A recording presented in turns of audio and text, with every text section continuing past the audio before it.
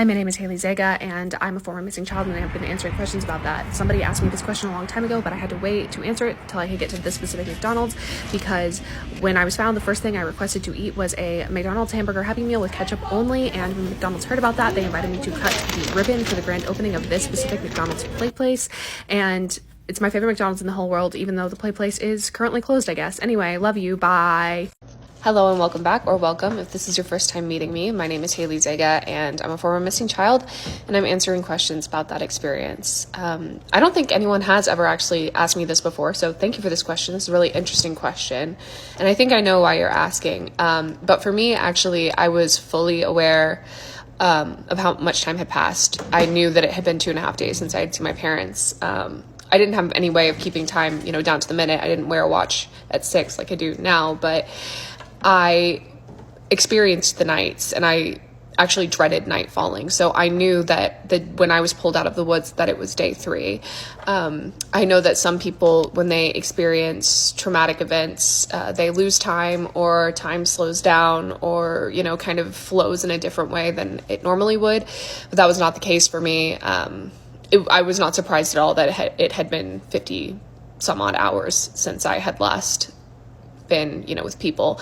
But thank you for this question. That's a really interesting question. And if anyone else has any more questions, feel free to leave them in the comments. I promise I will get better at answering them more quickly. I've just been kind of under the weather.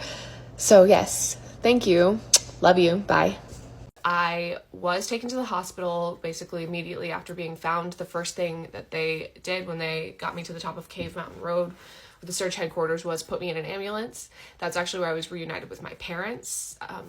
Very, tearful, emotional, of course. And the paramedics kept trying to get me to drink Pedialyte because I was very dehydrated, obviously, and I did not like it. I did not want to drink it. I thought it tasted gross, ever the stubborn child.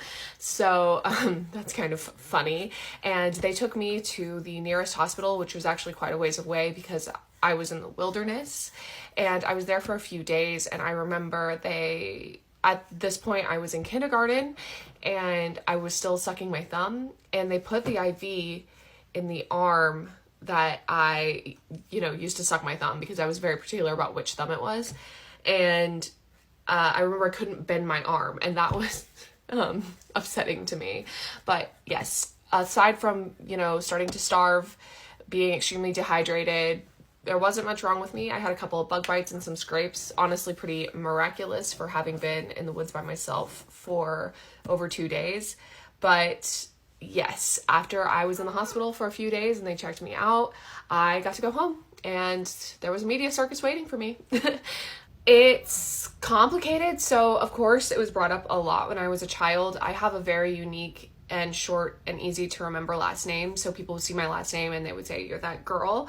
And yes, I am that girl. I got recognized a lot as a child, especially in my community in Northwest Arkansas. It was a national news story, so of course people remembered. You also have to remember that around 1,000 people came out to help look for me and search. And so even if they were not necessarily directly involved in the search, people know people who were involved in the search and ask me about it, bring it up. And then, as I was growing up, of course, people still talked about it. People remembered me as that girl. And then I moved away. I moved to New York City for 7 years. And I even had people in New York who remembered the story, which was wild to me because I kind of figured that, 15 minutes of fame, everyone outside of Arkansas would have forgotten about me. But I had people bring it up to me without me having brought it up first. Sometimes I forget who knows and who doesn't. Like, one of my closest friends, she didn't know that I had been a missing child for the entire first year of our friendship.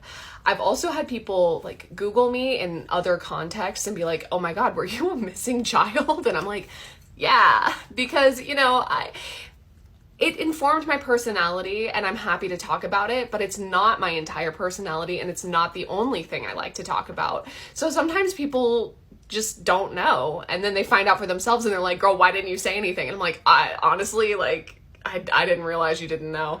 But yes, it's still brought up to me, in the wild to this very day.